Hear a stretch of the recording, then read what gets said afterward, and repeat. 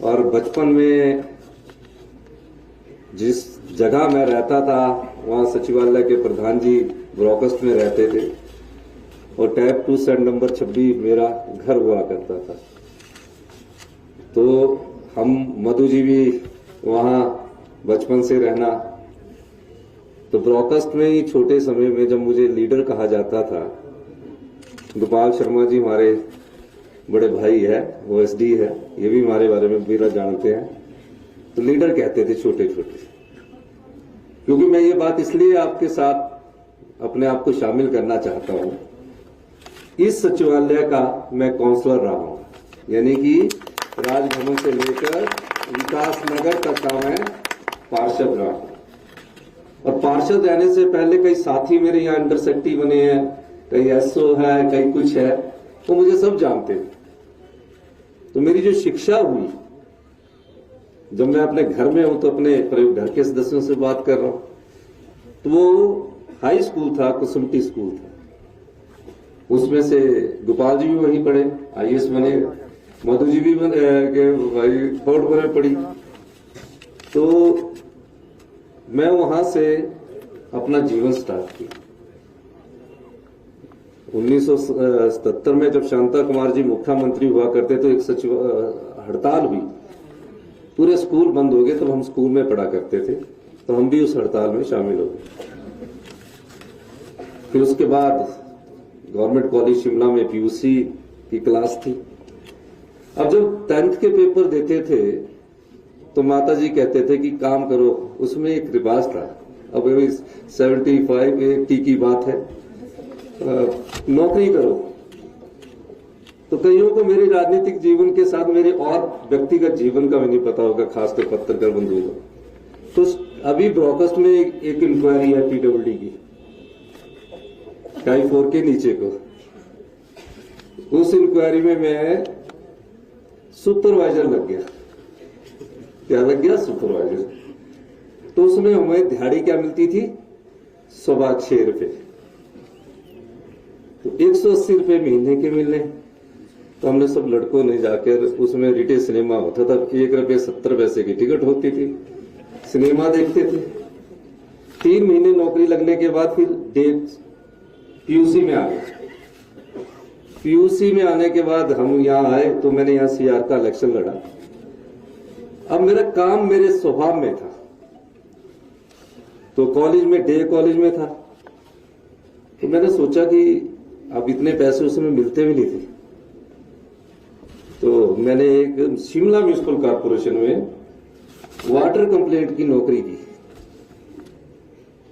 उसमें क्या होता था कि सुबह 6 बजे से 9 बजे तक आपने पानी की शिकायतें आती थी, मेरे पानी नहीं आ रहा है, यहाँ पानी नहीं आ रहा, उसमें पानी की बड़ी समस्या होती थी। और शाम को 6 से 9 बजे फिर होती थी। तो लेके हमें पैसे मिलते थे और हम अपना खर्चा चलाते थे। ये जीवन में हमारे स्वभाव में था। पीयूसी की यूनिवर्सिटी की फीस भी भरी है, इनके एमएससी की फीस भी मैंने भरी है, तो समय के थे। तो मैं काम करता था, सीआर बना पीयूसी में, उसमें पीयूसी होती थी +1 स्टार था। फर्स्ट ईयर में भी सीआर बना और सेकंड ईयर में मैं गवर्नमेंट कॉलेज शिमला का जनरल सेक्रेटरी बना। एक ही कॉलेज हुआ करता था जहां ठोक से, चौपाल से, सब करसोग से, सब जगह से बच्चे आते थे और हम सब लोग, मैं उसमें जनरल सेक्रेटरी बना। फिर मैं एक प्रेसिडेंट बना कॉलेज का। जो कमिश्नर थे अभी हमारे लॉ, जोगिंदर चौहान जी, उन्होंने मेरे खिलाफ चुनाव लड़ा और मैं यहाँ प्रेसिडेंट बन गया। प्रेसिडेंट बनने के बाद एक दूध की एजेंसी हमें मिली, हम उसमें दूध भी बेचने लगे सुबह, और उसी समय मुझे कांग्रेस पार्टी के स्टेट का एनएसयूआई का प्रेसिडेंट बना। और उसके बाद मैं यूनिवर्सिटी में लॉ में जब मेरी एडमिशन हुई तो डीआर बना मैं, डीआर होता है डिपार्टमेंट रिप्रेजेंटेटिव। और अगली बार भी मैं इलेक्शन लड़ा तो चुनाव हार गए प्रेसिडेंट का। ये हमारे रणधीर शर्मा जी अभी बिलासपुर से एमएलए बने, ये भी हार गए। हम दोनों इकट्ठे लड़े, वहां एसएफआई कम्युनिस्ट पार्टी के आदमी चुनाव लड़े, चुनाव जीते। तो उस समय 92-93 की बात है, काउंसलर के चुनाव आ गए। काउंसलर के चुनाव से पहले एक बड़ी विचित्र बात हुई कि 85-86 में कारपोरेशन शुरू हुई। हमने यहाँ छोटा शिमला से एक इंडिपेंडेंट खड़ा किया, यशपाल गुप्ता जी को, और जो पुराने साथी यहाँ खड़े हैं उनको हमने चुनाव लड़ाया और मेयर का यहाँ हम चुनाव जीते। फिर मैं खुद काउंसलर का चुनाव लड़ा और मैं काउंसलर छोटा शिमला से बना। तब ये सचिवालय यहाँ राजभवन से लेकर ये हमारा पिछला वाला रेस्ट हाउस से लेकर नीचे तक हुआ था, मजीठा हाउस, साधना घाटी, सारे नाम मुझे, विकास नगर, ये सब लोग आप लोग जानते हो। फिर मैं काउंसलर का चुनाव लड़ा 98 में, मैं फिर काउंसलर का चुनाव लड़ा। 2003 में मुझे कांग्रेस पार्टी से विधायक बनने का मौका मिला। उससे पहले मुझे यूथ कांग्रेस का प्रेसिडेंट बना और मेरा घर 50 साल यहीं से छोटा शिमला से, मैं इसलिए आपके बात कर रहा हूं। तो सचिवालय मेरे घर की तरह है, सचिवालय में करने वाले कर्मचारी भी मेरे घर की तरह।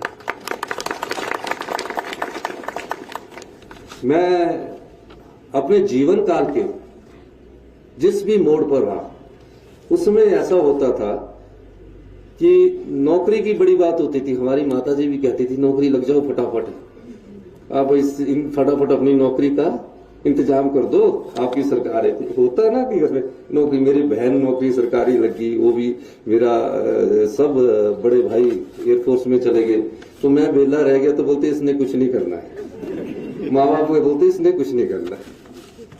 तो काउंसलर बन के भी कुछ नहीं होता है। और जब मैं MLA बन गया तो मेरे उसके बाद मेरे पिताजी का देहांत हो गया। हम युवा कांग्रेस के अध्यक्ष थे, NSA का अध्यक्ष स्टेट का, फिर 10 साल में युवा कांग्रेस का अध्यक्ष रहा, फिर 10 साल में MLA रहा। जब मैं MLA नहीं रहा तो इस कांग्रेस पार्टी ने मुझे कांग्रेस पार्टी का प्रदेश का अध्यक्ष बनने का मौका दिया और मैं प्रदेश का अध्यक्ष बना। 2017 में मैं MLA बना और 40 साल बाद मुझे इस चुनावों में वीरभद्र सिंह जी के देहांत के बाद 40 साल तक वो कैंपेन कमेटी के चेयरमैन थे और मुझे ये मौका मिला और मैं एक आम परिवार से उठकर आज आपके बीच में एक मुख्यमंत्री के तौर पर, ये बात मैं क्यों कह रहा हूं, यानी कि मन में अगर आपके भाव हो, दृढ़ संकल्प हो और लक्ष्य की प्राप्ति के उद्देश्य प्राप्त करने में, कभी मंत्री नहीं रहा जिंदगी में और 10 साल में काउंसलर रहा, उसमें बड़ी कमेटियां बनती थी, मैं कभी कमेटियों का सदस्य भी नहीं बनता था। उस समय भी मैं बोलता था मैंने नहीं बनना, बनाते थे मुझे, मैं नहीं रहा। पर मेरे मन में एक निश्चय था, स्वभाव में काम था, सेवा मेरे दिल में थी। तब हमको तो जब हमारा समय था तो लड़कियां बेचारी अकेली नहीं जाती थी, उनके साथ भेजा जाता था, एक लड़का जाए उनको ऊपर तक छोड़ा है। उस समय का समय बता रहा हूं मैं। तो हमने निश्चय किया कि हमने राजनीतिक जीवन को अपनाना है। राजनीतिक जीवन का मकसद क्या था? पैसा कमाना नहीं था, सेवा भाव थी।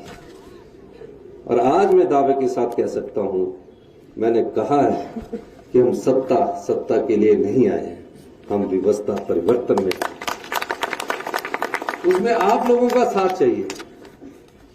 हमारी पहुंच आम आदमी तक पहुंचे, हमारी पहुंच गरीब की आवाज को सुने, ये हमारी ताकत आपके माध्यम से होगी।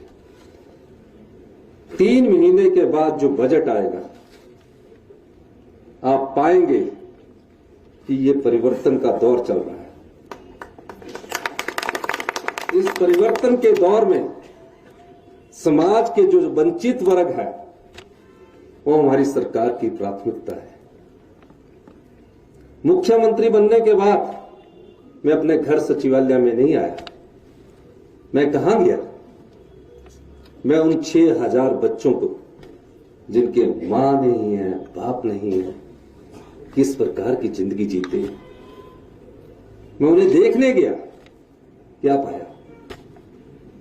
उनसे सीखा कि वो किस प्रकार का जीवन यापन करते हैं। एक बेड के ऊपर दूसरा बेड, तीसरा बेड। उन्होंने बोला नहीं, लेकिन उनके भाव को सीखा। मैंने आके चीफ सेक्रेटरी साहब से बात की, बड़े भारी नियम, बड़े भारी कागज, कि ये कागज वो कागज ये कागज। मुझे बड़ा दुख हुआ। मकसद उद्देश्य सेवा करने का, हमने सब कागज किए। और मैं सोशल वेलफेयर के अधिकारी, चाहे वो सुधा मैडम है या वो जो सोशल वेलफेयर के और अधिकारी थे, उनका साथ लिया, एक योजना बनाई। 2 साल में उनके जो रहने वाले घर होंगे, जैसे चीफ मिनिस्टर का ऑफिस होगा वैसे उनके कमरे होंगे। सरकार ही उनकी माता है, सरकार ही उनका पिता है। फिर बजट की बात आई, हम ऐसा करते हम वैसा करते। हमने कहा कुछ नहीं करना, आप 100 करोड़ रुपया इस कोष में रखिए। ये उन अनाथ बच्चे और एकल नारी और जो अपंग बच्चे, उनके लिए 100 करोड़ रुपए का 101 करोड़ रुपए का सुख सहायता कोष बनाया, आश्रय कोष। उसमें क्या फैसिलिटीज है, वो किसी भी स्कूल में जिस तरह अपना बच्चा पढ़ता है उस प्रकार की सुविधाएं हैं। और जब वो सर्दियों में एलटीसी में आप घूमने जाते हैं, उनको हमने तय कर दिया है कि उनको 3 स्टार में जाएंगे। जिस प्रकार अपने बच्चे को ट्रेन में 2nd क्लास में जाते हैं, बाई एयर जाएंगे और हर साल 15 दिन वो अपने सुख के साथ वहां जाएंगे और उनके साथ जाएंगे। और मुझे खुशी है कि जहां सरकार के पैसे की बात नहीं, और लोग भी उसमें दान कर रहे हैं। मैंने अपनी पहली पे और सभी विधायकों को कहा कि 1-1 लाख रुपया अपनी इस पहली पे का इस पुण्य कार्य में करें। ये क्यों कह रहा हूं ये मैं इसलिए कह रहा हूं, उनको ये महसूस ना हो हम भी तो अपने बच्चे पालते हैं, अपने बच्चों के बाद हम उनका कैसे ख्याल रखते हैं उस ढंग से। वो इंजीनियरिंग करना चाहेंगे, IIT में जाना चाहेंगे, MBBS के डॉक्टर बनेंगे, ट्यूशन बनेगी, सब सरकार देगी।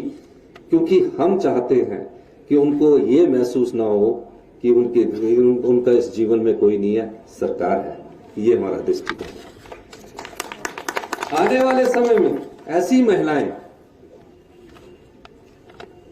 जो समाज में पिछड़ चुकी है, जो विधवा हो चुकी है, जो अपना जीवन यापन भी बड़ी मुश्किल से करते हैं, उनके लिए भी हम योजनाएं लेके आए। समाज का कौन सा वर्ग वंचित है, पहले उस दृष्टिकोण से हम आगे बढ़ रहे हैं और उनके लिए योजनाएं हम बजट में लेके आएंगे। बजट का मैं खुलासा नहीं कर सकता, तो सचिवालय वालों को सब पता होता है क्योंकि आपके सब अंडर सेक्रेटरी और डिप्टी सेक्रेटरी है। इसलिए हम हमारी सहजता और हमारे संवेदनशीलता उस समाज के उन वर्गों के लिए है जो गांव में रहते हैं। गांव की आर्थिक की स्थिति कैसे मजबूत हो, 90% से लेकर लोग हम गांव में रहने वाले लोग हैं। शिमला हमारा दूसरा घर है, धर्मशाला हमारा दूसरा घर होता है, पर हम गांव में जरूर रहते हैं, गांव की जड़ों से जरूर जुड़े होते हैं।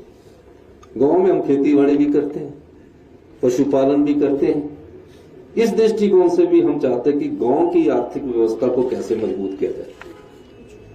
इस दृष्टिकोण से भी हमारी सरकार काम कर रही है। जब ग्रामीण अर्थव्यवस्था बढ़ेगी तो हमारे साधन बढ़ेंगे। हमने कहा कि गांव का किसान प्राकृतिक खेती की तरफ कैसे जाए, तो हमने पशुपालन डिपार्टमेंट के माध्यम से एक नीतिगत फैसला किया कि जो गांव में गाय पालने वाला है, गाय को छोड़ देते हैं, भैंस को छोड़ देते हैं, जब अपना मतलब निकल गया तो छोड़ दिया, पर उनको कैसे हम उनकी भी कैसे सेवा की जाए। हमने एक योजना लेके आ रहे हैं जो आने वाले समय में आपको प्रत्येक गांव का जो पशुपालक होगा, हम गाय का दूध, हमने गारंटी योजना के तहत कहा है कि 10 किलो हम गाय का दूध सरकार खरीदेगी। और रेट क्या देगी, हम फैट से नहीं रेट देंगे, हम 80 रुपए किलो के हिसाब से गाय का दूध खरीदेंगे। अब बाजार में कितने का बिकेगा, वो तो 60 का ही बेचेंगे, लेकिन 80 रुपए क्यों देंगे। और भैंस का दूध हम 100 रुपए किलो के हिसाब से दे देंगे, क्यों देंगे। हम हजारों करोड़ रुपया इंडस्ट्रीज को लाने के लिए देते हैं, लेकिन ग्रामीण अर्थव्यवस्था को मजबूत करने के लिए हम पैसा खर्च नहीं करते। मैंने पाया है, महसूस किया है गांव की माताएं, गांव के हमारे जो बुजुर्ग हैं, वो सुबह दूध दूधते हैं, फिर भी उनको सस्ता दूध बेचना पड़ता है।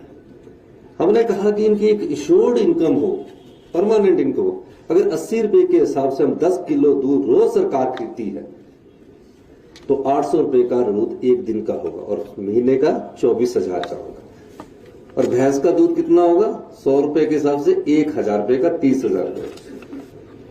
जब 30,000 और 24,000 रुपया काम करने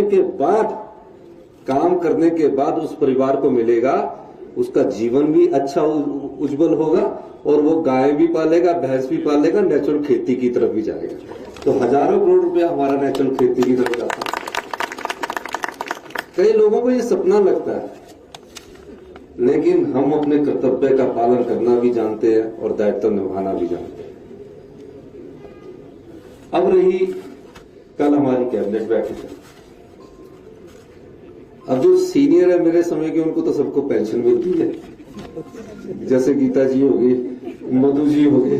जो बेचारे नए आए हैं, जिनके 2003 के बाद आए, उनको पेंशन नहीं मिलेगी। तो जिनको पेंशन मिलती है वो तो थोड़े से अकड़ में रहते हैं ना कि हमें तो मिलनी है, हमें तो मिलनी है। लेकिन पेंशन कारण क्या था? अर्की में हम विधानसभा चुनाव लड़ रहे थे, मैंने पहली बार कहा कि हम ओल्ड पेंशन स्कीम में लाए। क्यों कहा? ये नहीं कि आपसे हमको वोट चाहिए था, ये नहीं कि आपसे हमको ये चाहिए था कि आप वोट डालेंगे, ये नहीं था मकसद। मकसद था सामाजिक सुरक्षा देना, स्वाभिमान देना। क्या था? स्वाभिमान क्यों देना आपको? वो स्वाभिमान क्योंकि अब परिवार जो है जनरेशन चेंजिंग की तरफ जा रहे हैं। पहले लड़की को छोड़ने के लिए लड़का जाता था, आजकल लड़कियां वगैरह इतने चले गए हैं कि जनरेशन चेंजेस आ गई है। तो आजकल बच्चे कभी अमेरिका चले जाते हैं, फिर आते नहीं है, बुजुर्ग अकेले रह जाते हैं। रिटायरमेंट के बाद अगर आपको इकट्ठा पैसा होता है तो आप कोई बड़ी गाड़ी खरीद लेते हैं, बड़ा सा घर बना लेते हैं और वो पैसा खर्च हो जाता है। और एक ऐसी स्थिति आ जाती है कि आपके पास पैसा नहीं रहता। सरकारी नौकरी, बड़े बड़े अफसर भी हमने देखे। हमने उस स्वाभिमान को कहां से पाया? मेरे माता जी है, वो पढ़े लिखे नहीं है, उसमें पढ़ाई होती नहीं थी, आजादी से पहले की है, पांचवी पढ़े हुए, पर अनुभवी है। और अनुभवी सबसे बड़ा ज्ञान होता है। तो जब भी हम जाते थे तो वो अपनी यहां से एक जेब होती थी, वहां से निकाल के हमें 500 रुपया दे देते थे। तो मैं पूछता था कि आपके पास? कहते मुझे आपके पिता द्वारा छोड़ी हुई पेंशन लगी। तो स्वाभिमान की बात थी। तो मैंने सोचा यार, जब मेरी मदर अपने बच्चों पर निर्भर नहीं है, उन्हें अपने बेटे पर निर्भर हो सकती है, बेटियों पर निर्भर हो सकती है, वो अपने पास अपना पैसा रखती है, तो हम अपने उन सरकारी कर्मचारी और अधिकारियों को, जिन्होंने हिमाचल प्रदेश में विकास की गाथा लिखी है, हर सड़क पर सरकारी कर्मचारी और अधिकारियों का नाम लिखा है, हर बिल्डिंग पर हर सरकारी कर्मचारी और अधिकारियों का नाम लिखा है, उन्हें हम ओल्ड पेंशन में क्यों ना लाएं? मुख्यमंत्री बनने के बाद कई प्रकार के चर्चाएं होती रही कि पहली कैबिनेट में हमने कहा था, हम पर आरोप लगते रहे। मैंने पूरी तरह से समझा, पाया कि नहीं, कई अड़चने डालते हैं। आपको पता है अधिकारी कैसे होते हैं, नीचे से अड़चन होती है, पैसा ही नहीं है, ये नहीं आएंगे, हम तो ऐसे हो जाएंगे। तो हमने भी तो पढ़ाई की है, अनुभव किया है, तो हमने भी अपना फार्मूला दिया और अंत में उस फार्मूले में हमें सफलता मिली। जो फाइनेंस सेक्रेटरी होते हैं उनका दायित्व होता है कि पैसा कैसे करें। इतना कर्जा ले लिया आपने 75,000 करोड़ का, सरकारी कर्मचारियों के आपके 5,000 करोड़ के एरिया तक नहीं दिए। हमारी कहीं ना कहीं अव्यवस्था है, इसलिए व्यवस्था परिवर्तन करती है। तो उस दृष्टि से कि ये हम इनको मॉनिटरी बेनिफिट नहीं दे रहे, आपको स्वाभिमान दे रहे हैं, आपकी सामाजिक सुरक्षा दे रहे हैं। इस दृष्टिकोण से कल हम कैबिनेट में ये बड़ा फैसला करने जा रहे हैं। जब अधिकारियों ने कहा जी 8,000 करोड़ केंद्र सरकार के पास फंसा है, आप कैसे करोगे? मैंने कहा कि आप आगे 8,000 जाने दीजिए, आप आगे का रोकिए, पिछला रोक दीजिए। कहा कि फिर हमें साधन बनाने पड़ेंगे। मैं फैसला नहीं करना चाहता था, लेकिन अपने सरकारी कर्मचारी और अधिकारियों को पेंशन देने के लिए जो भारतीय जनता पार्टी ने, मैं बोलना नहीं चाहता, 900 संस्थान खोले, अगर हम वो खोल देते पूरा प्रदेश की व्यवस्था चरमरा जाती। 900 संस्थान ऐसे शिक्षा संस्थान नहीं है, सीएससी खोल दी, आपके एक्शन के ऑफिस खोल दिए, उनको चलाने के लिए ही 5,000 करोड़ की जरूरत होती। मैंने बैट भी इन्होंने कम किया, फिर भी जनता ने उन्हें द्वारा वापस नहीं लाया। इसका मतलब है कि हिमाचल की जनता और हिमाचल की मतदाता बहुत जागरूक है, पढ़ा लिखा है। हमने फैसला किया कि हम 3 रुपए, हमने पता किया उत्तराखंड, जम्मू कश्मीर, पंजाब, हरियाणा में डीजल महंगा है और हिमाचल में बहुत सस्ता है। हमने 3 रुपए डीजल के बढ़ाने का फैसला किया। और एकदम आप लोगों से ये मैं कहना चाहता हूं कि कल से आपके पेंशन के ओल्ड पेंशन के पैसों का भी इंतजाम हमने कर दिया। अब जो रिटायर होगा उसको पेंशन मिलेगी, और क्या मॉडलिटीज होनी है वो आप लोगों के साथ बैठ के सबको मिलेगी। और जो एरियर है उसके लिए अभी आपका समय लगेगा। तो अभी मैं मानता हूं, लेकिन आप सब चीज जानते हैं, मुझसे ज्यादा जानते हैं, लेकिन मैं आपको वादा करता हूं, आपने हमें 5 साल का मौका दिया, हम ऐसी व्यवस्था लाएंगे कि 3-4 साल में आप सब अपने आप को खुशी महसूस करेंगे। हम अपने लिए नहीं है,